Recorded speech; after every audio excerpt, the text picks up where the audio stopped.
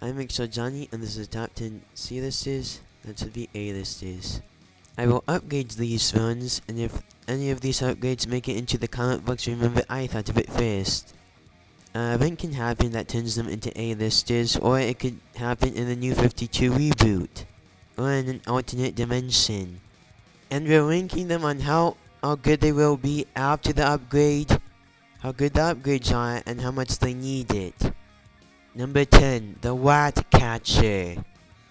How about it turns out that he took a serum from Man-Bat, and he changed it to rats and tested it on himself. That would explain why he looks like a rat, and he could use the serum to make half man, half rat. That's under his control.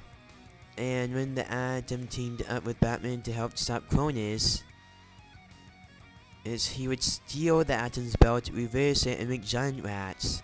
How he would steal the serum is kill the 10-Eyed Man and the Signal Man, and inflame Man-Bat for it, so he can take it from his lab when he's not there.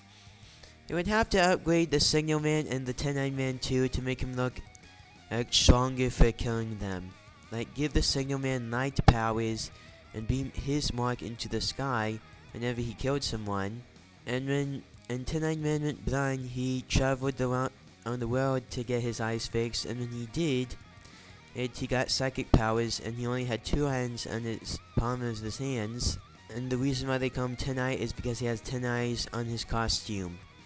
So when Ratcatcher kills them, he would look more powerful, and more of a big-time supervillain.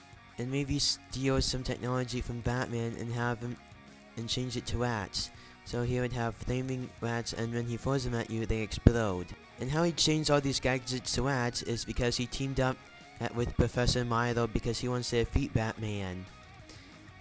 Professor Milo teamed up with the Ratcatcher. Number 9, Corrosive Man. They just need to change his origin a bit. So when Batman stopped him from getting his revenge on Cadaver, he would try to get revenge on Batman. And make it so that he can turn his powers on and off and not in terrible pain whenever he uses them. Make him sentimental to people, but make him ruthless when it comes to fighting Batman.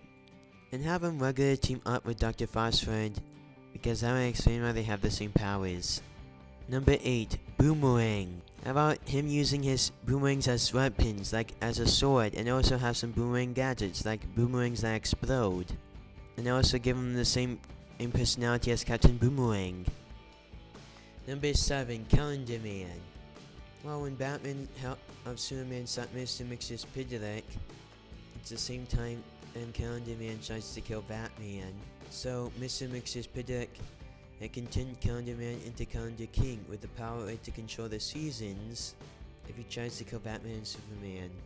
He can still do crimes that have something to do with the season or the day, but he would still kill anyone he hates. And he thinks in order for there to be a Calendar Man, there needs to be a Batman. There's not a lot of superheroes and supervillains like that. Kind of like the Joker, because he thinks in order for there to be a Joker, there needs to be a Batman. Calendar Man? You are now Calendar King! Number 6, the Monarch of Menace. Instead of him being a royal-themed villain, they would make him a king-themed villain from the game of cards. He was the first villain to defeat Batman, and he does have some cool weapons, like a mind control crown, a knockout spray cape, and an energy staff. They just need to make him smarter and not a jerk to his son, and not overconfident. And they can give him some card-themed weapons. Number 5, Killer Moth and Firefly. They just need to do a retelling of when he sold his soul so he can be feared. I mean, a Killer Moth that's a threat to Batman, Batgirl, and the Teen Titans is much better than a loser villain Killer Moth. He can still have some Moth-themed gadgets, but Moth-themed weapons are different than Batman weapons. And also, since there's been so many Killer Moths, people already think that there's a secret cult of them.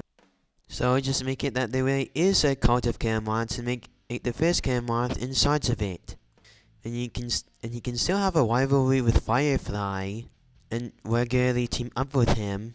And since there's been so many Fireflies, and Firefly is similar to Killer Moth, they can make it that there's a cult of fireflies too, and they work together with the cult of Kermots.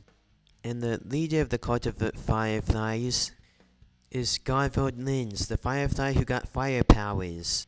And it was his idea to work with the cult of Kermots. And they can make it that he got back together with his girlfriend. And Kermots has a daughter, so that makes him sympathetic, and his daughter is also a supervillain. And her boyfriend has a giant spider for a head. Kermoth did it to him so he can protect his daughter. And they can still make it that he has a spray that gets rid of humans, and that he still has an unhealthy obsession over Mots. They can still do him experimenting on Mots, so that he can turn people into half man, half Mots, and also him turning them into giant Mots. Joke City shall fall before my might. Anyway, let me introduce you to my newest invention, the Bug Beam. It can mutate anyone's DNA. Soon, the world's population will be as disfigured as I am. Number 3, the Clock King. They can go with the version that only has 6 months to live, but when he's involved in an explosion with Cornus' watch that lets him stop time, he gets the power to stop time, but it would have to be a big storyline because he only has 6 months to live, with him as the main villain. Or they can portray him as a supervillain who got stopped by Green Arrow, and now he wants revenge on him. And when he was exposed with Cornus' watch that can stop time, he got the power to stop time. And they would have to change his costume to what he wore in Batman the Brave and the Bold, because he would need a royal thing with his time theme. Number 2, the Planet Master. It's cool that he has the powers of the planets, and they can either make it so when he has the power of Krypton he turns into Kryptonite, and when he gets the power of the planet he also gets the power of the species of the planet, so he can get the powers of Superman and Martian Manhunter. Before I unveil top pick, here's a few honorable mentions. He could also be a threat to superheroes who are aliens.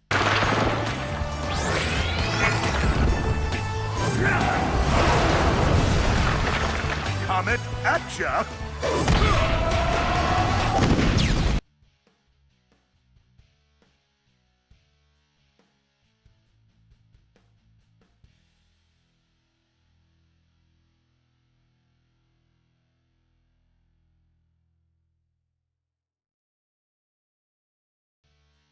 Number 1, the Whirlwind.